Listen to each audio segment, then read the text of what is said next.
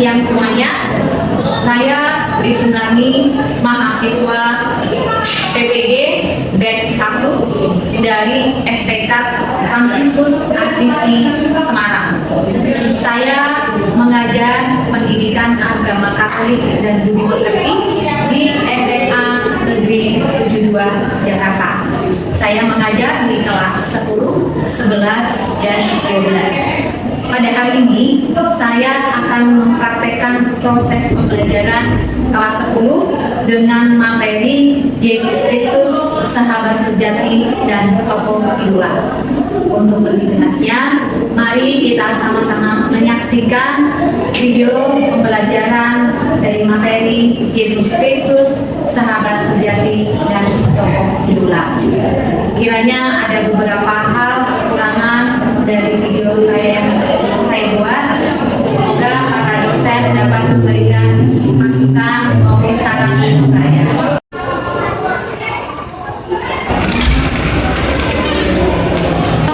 Pagi ini kita akan mulai pembelajaran materi baru ya. Sebelum kita mulai pembelajaran hari ini, alangkah baiknya kita memimpin doa. Siapa yang memimpin doa? Saya ini dan bagian lancar. Terima kasih Tuhan.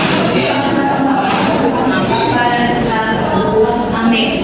Baik, hari ini kita akan belajar tentang materi Yesus Kristus, sahabat sejati dan tokoh idola. Tapi sebelum kita masuk ke pembelajaran tentang Yesus, sahabat sejati dan tokoh idola, kita ingatkan dulu nih yang minggu lalu kita pelajari tentang Yesus putra Allah dan juru selamat. Coba ada 4 identitas nih ya, identitas Yesus dan maknanya. Siapa yang masih ingat pelajaran minggu lalu? Bisa dulu deh, kayaknya udah senyum-senyum nih mau jawab. Oke, 4 identitas Yesus pada minggu lalu apa saja bisa? Ada 4 Yesus, ya Yesus sebagai Yesus. Ada Yesus Kristus sebagai Kristus, oke. Yesus putra Allah, oke.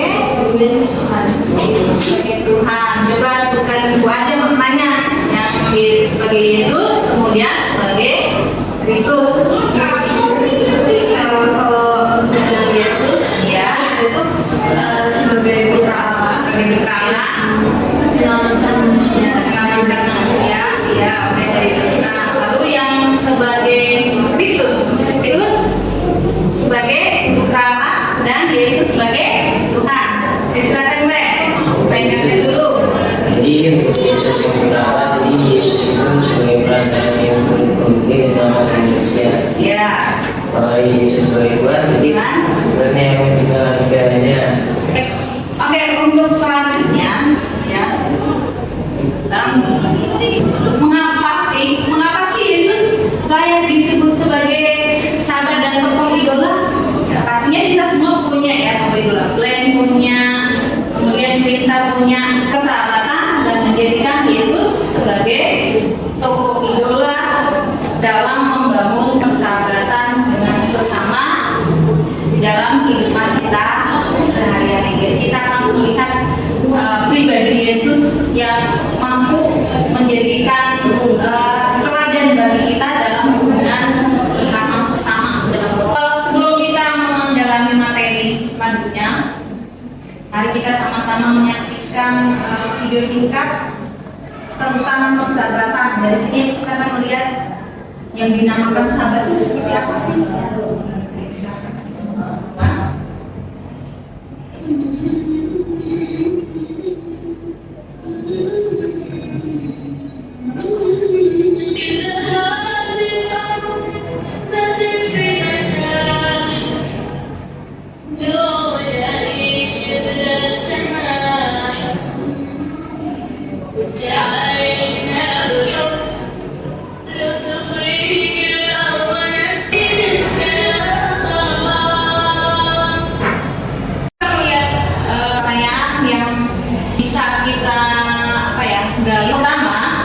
Bagaimana perasaanmu saat menonton video tadi? Nah, kemudian yang kedua, kesulitan apa yang dialami oleh tokoh dalam video video tersebut dalam video tadi. Kemudian yang C, menurut kalian seperti apa sih sahabat sejati itu? Kemudian yang D, apakah kamu pernah merasa kesulitan dalam di sini?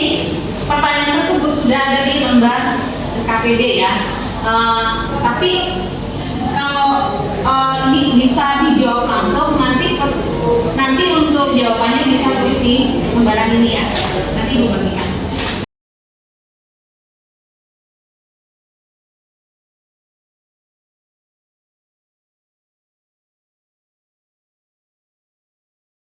Untuk yang nomor 1 atau A, ya tadi udah yang dijawab sudah? Sudah kan? Sudah memahami itu yang kita aslinya. Nah, sambil mengerjakan ya. Nah, yang A, nih siapa yang mau jawab? Bagaimana perasaanmu saat menonton video tadi? Gimana, Glenn atau Pinsa? Silakan. Saya jawab. Ya, Glenn, silakan Glenn. Jadi, perasaannya adalah tersentuh karena anak tersebut terus memaafkan. akhirnya bisa menemukan sahabat walaupun awalnya dia mengalami kesulitan untuk berinteraksi. Bisa sama. Ayo, berarti bisa yang beda kayak yang B. Nah, ini kan dari sisi anak yang nah itu dia sulit untuk berinteraksi atau berkomunikasi. Sulit berinteraksi dan komunikasi. Dan dia juga kurang percaya diri karena percaya diri juga hukumannya dia tidak berani Lawan bukan berarti yang masih nanti berantem ya. Maksudnya beritahu lah, itu salah, jangan diterusin ya kan. Tapi dia diam aja ketika mendapatkan perlakuan temannya yang mendorong kepalanya, ya kan? Sudah? Ada tambahan lagi? Sudah cukup? Menurutmu seperti apa sahabat sejati itu? Jadi menurut saya sahabat sejati itu menurut saya sahabat sejati itu adalah sahabat yang selalu ada di suka maupun duka kita. Jadi mau kita kesulitan dia tetap ada, juga di saat senang dia tetap ada. Ya, jadi sahabat sejati itu dalam keadaan apapun, baik suka maupun duka, dia selalu ada untuk kita ya, dan bersama kita. Nah, yang terakhir nih, ini kita membayangkan jika dalam peristiwa tadi ya, peristiwa seorang anak kecil tadi bersama teman-temannya, nah, bayangkan kalau Yesus itu hadir dalam video tersebut. Nah, kira-kira ya, apa yang akan Yesus lakukan pada anak tersebut? Ayo. Kalian udah bisa menemukan kesulitan anak tersebut ya kan? Berarti kita membayangkan Yesus hadir di situ. Nah, lalu apa yang akan dilakukan Yesus? Yesus bakal menguatkan anak tersebut. Nah, terus untuk anak yang ngebully gitu. Nah, anak yang ngebully, oke? Bakal ditegur dan dikasih tahu kalau misalnya tidak baik. Tegur, ya. Itu, Ya. Glenn, ada tambahan? Dimotivasi sih Bu pasti anaknya. Masih dimotivasi, Dikuatkan. digandeng lah ya kan, mungkin bisa dipeluk ya. Kayak kita mungkin pernah melihat Yesus bersama anak kecil kan, sangat dekat sekali. Pasti dalam video tersebut seandainya Yesus hadir, langsung memeluk dan bisa menasihati, bisa juga menguatkan.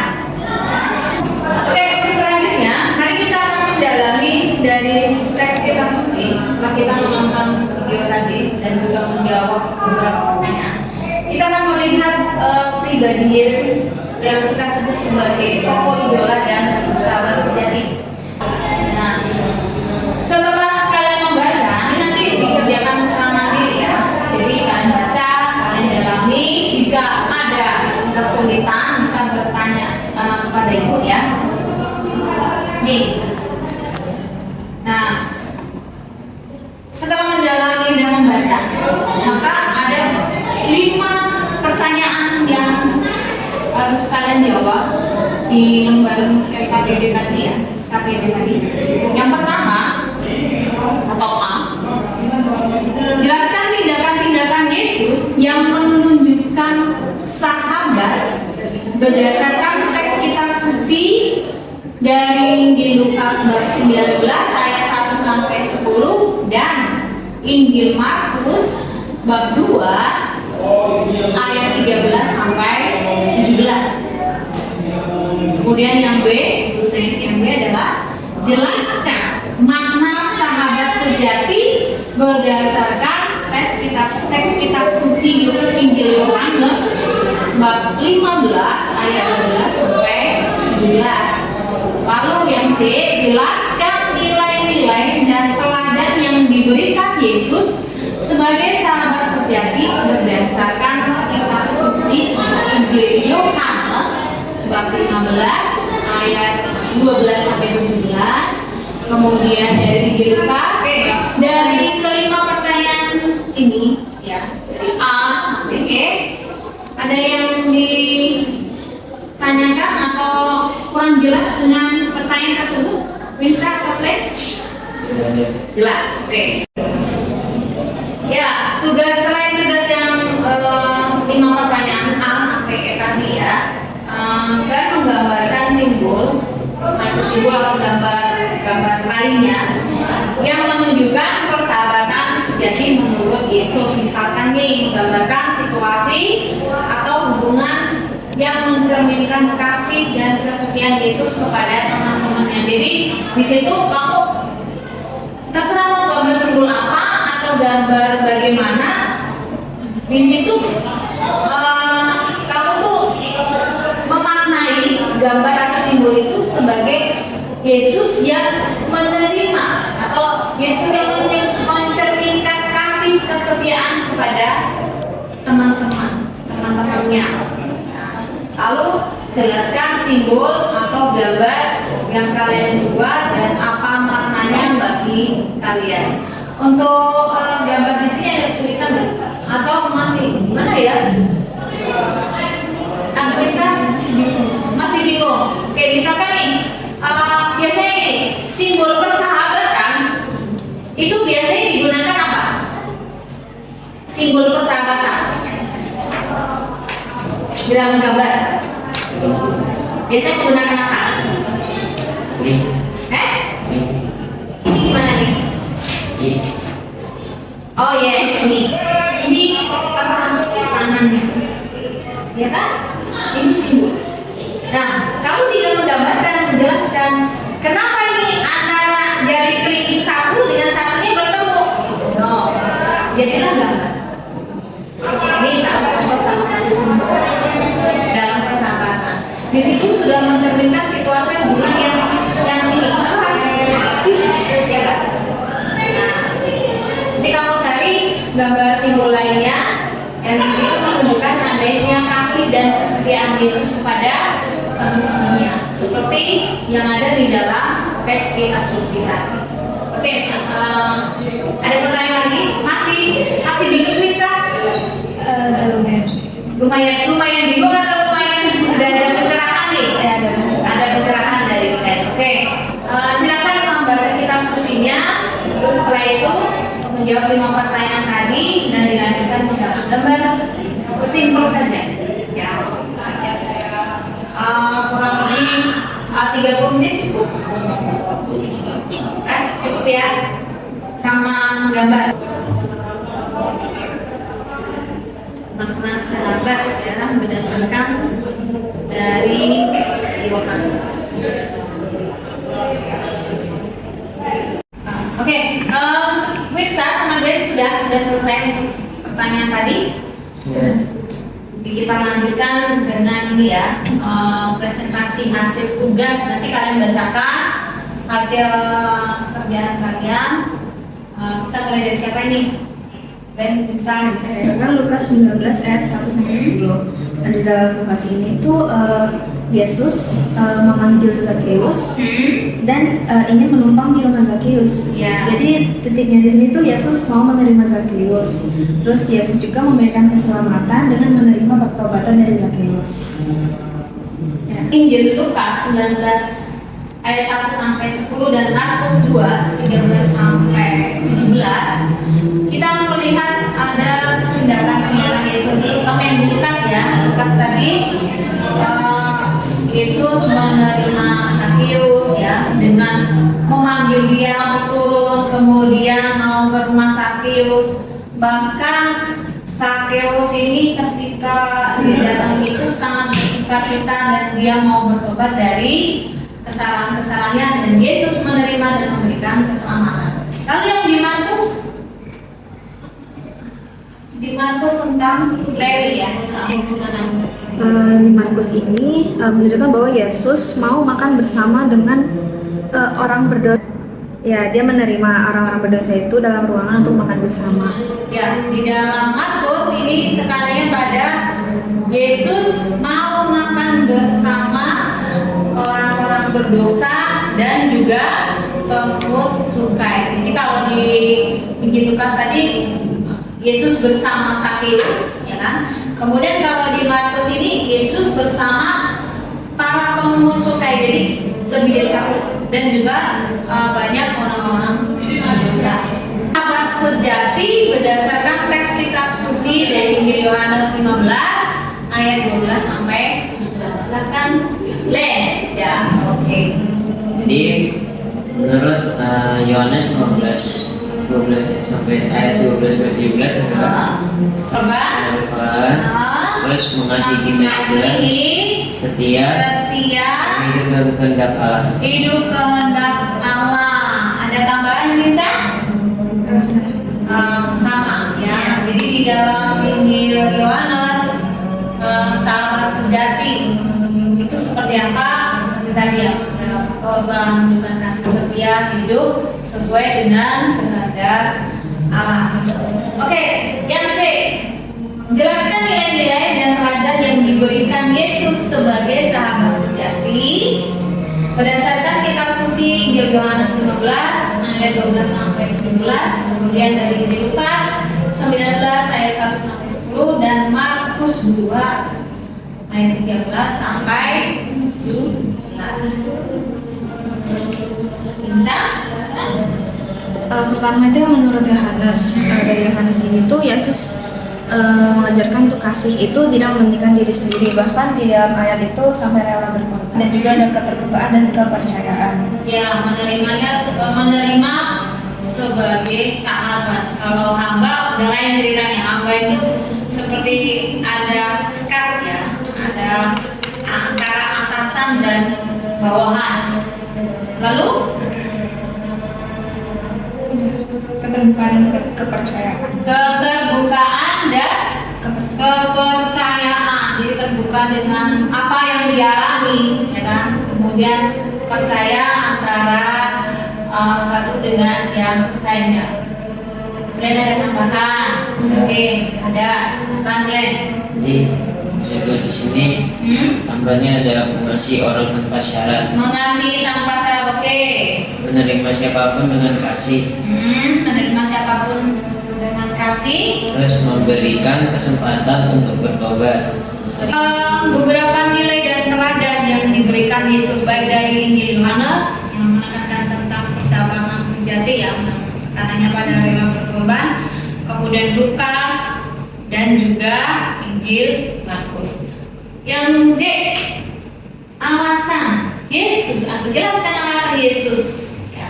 Kenapa Yesus dijadikan tokoh idola sesuai dalam bacaan dari Injil Yohanes, Injil Lukas maupun Markus. Bukan dijadikan idola, Ya. karena ia mengajarkan kasih sejati dan rela berkorban Yes. demi sahabatnya, Nah, menerima siapapun, menerima siapapun. persahabatannya tidak bersyarat dan penuh pengharapan. Ya, persahabatan tidak bersyarat. Jadi dibuktikan dengan penerimaan tadi ya, penerimaan terhadap Sakeus, orang berdosa dan banyak pemungut cukai lainnya. Dan apalagi kita melihat bahwa Sakeus, pemungut cukai ini adalah orang-orang yang dipandang hina pada saat itu ya.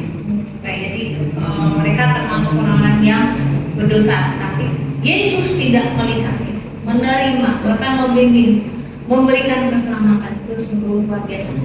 Ada tambahan? Mungkin Winsa? Ada. Tenang. Kalau ini tuh persahabatan itu membawa transformasi yang positif dan juga merangkul semua kalangan, jadi tidak membeda-bedakan, Iya, saling memahami. Tidak membedakan, saling memahami ya. Oke, kita lanjut nih. Kalau ini masing-masing, karena pengalamannya pasti akan berbeda. Tuliskan pengalaman persahabatan sejati. Jadi saya memiliki sahabat sejati sejak saya baru mulai SMP kelas 7. Setiap hari kita juga sering mendukung dalam belajar dan kegiatan sekolah. Di sini sahabat sejati saya ini adalah orang yang peduli. Jadi dia setiap saya sakit atau ketinggalan pelajaran, dia selalu nyakitin buat saya. Dia juga info-info. Dan juga walaupun sekarang kita berbeda sekolah, tapi kami tetap saling menyemangati dan terus berjuang demi masa depan yang cerah. Jadi saling memotivasi ya, dan sampai sekarang semoga persahabatannya bisa langgeng ya, Teh. Winsa, oke. Di situ tuh kita saling mendengarkan, terus kita memahami juga apa ya, motivasi satu sama lain. Kalau misalnya ada yang lagi terpuruk gitu, kita semangati gitu. Ya saling bisa saling menghibur juga ya, saling bercerita pengalaman ketika kita mengerjakan tugas. Tolong dong bantu, nih saya kesulitan nih di mata pelajaran ini. Tuh persahabatan sejati. Intinya persahabatan sejati sudah diberikan contoh-contoh nilai keteladanan dari Yesus seperti yang tadi sudah diungkapkan oleh kalian. Nah, untuk selanjutnya nih, gambar sudah jadi kan ya? Ya, kalian coba tunjukkan gambarnya. Jadi di sini Bagus sekali ya. Jadi di sini saya menggambar dua burung merpati Dua burung merpati, oke. di atas ranting pohon di sebuah pantai. Jadi mengapa saya menggambarkan simbol burung merpati sebagai lambang persahabatan? Karena yang pertama, burung merpati itu mereka saling setia. Saling setia. Dan juga mereka biasanya dianggap sebagai pembawa kedamaian. Iya. Dan juga mereka selalu berduka. Ya, benar sekali. Jadi saling membutuhkan, ya kan, saling membantu, setia. Bahkan di situ dikatakan merpati simbol perdamaian. Jadi kalau namanya persahabatan, kadang-kadang memang ada perselisihan, tapi bukan berarti untuk kita dalam menghadapi perselisihan itu jadi permusuhan dan tidak lagi berhubungan. Ya, kita ambil perdamaian dari merpati di situ dengan kita bisa menerima, maka hubungan dengan teman atau sahabat itu akan lebih baik. Ya. Kalau saya di sini gambar simbol yang sangat simpel ya. Itu ini dua hati yang saling berkaitan dan juga ini ada sayap bagaikan sayap malaikat. Yes. Jadi makna dari simbol ini yaitu dua hati yang saling terhubung dan berdampingan, yang melambangkan kasih sayang dan kedekatan emosional dalam persahabatan sejati ini. Nah, dan sayap yang ada di sampingnya ini apa ya? Berjalan bersama gitu. Berjalan bersama. Oke, ya. Simbol cinta. Ya, simbol cinta akan ada malaikatnya. Oke. Dari kita kan udah belajar dari ini ya. Udah membaca kitab suci, dasar kitab sucinya, kemudian juga kita tadi udah menjawab beberapa pertanyaan. Nah, kesimpulannya apa yang dapat kalian simpulkan dalam pembelajaran hari ini tentang Yesus Kristus, sahabat sejati dan tokoh idola? Bisa apa kesimpulannya? Bahwa sahabat sejati itu yang bagaimana pandanganmu? Sahabat sejati itu yang misalnya mereka selalu ada dalam suka maupun duka. Oke, jadi Kesimpulannya gimana? kita kan sudah banyak baca kisah-kisah dari kitab suci.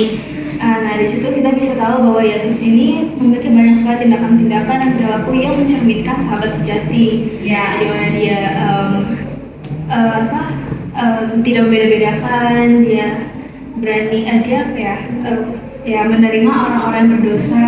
Ya, menerima orang-orang berdosa, tidak membeda-bedakan. Itu keteladanan dari Yesus. Kita lihat sama-sama ya. Ya, sahabat sejati, sama seperti yang tadi Glenn katakan ya, dia ada atau orang itu, seseorang itu ada ketika dalam suka dan duka, memberi dukungan tanpa syarat, ya kan? Saling mendukung, motivasi, membangun satu sama lain. Maka Yesus mengajarkan bagaimana menjadi sahabat sejati yang siap melayani dan mencintai tanpa pamrih. Itu semua sudah kita lihat buktinya tadi di dalam kitab suci. Lalu yang berikutnya, Yesus mengunjungi rumah Sakeus, ya, seorang pemungut cukai yang dianggap berdosa oleh masyarakat. Yesus tidak mengampuni. Jadi tidak mengetahui. Biasanya kan, dia orang berdosa. Memang dia ini dia melakukan yang tidak sesuai dengan perintah Tuhan.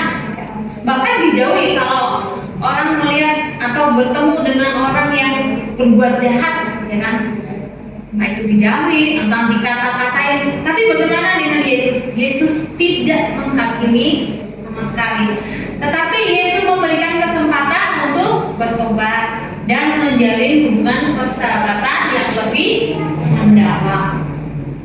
Nah, Yesus melalui seorang Lewi, Yesus menunjukkan penerimaan, ya, dan kasih tanpa syarat. Karena Yesus mau bergaul dengan orang-orang yang dianggap sebagai pendosa.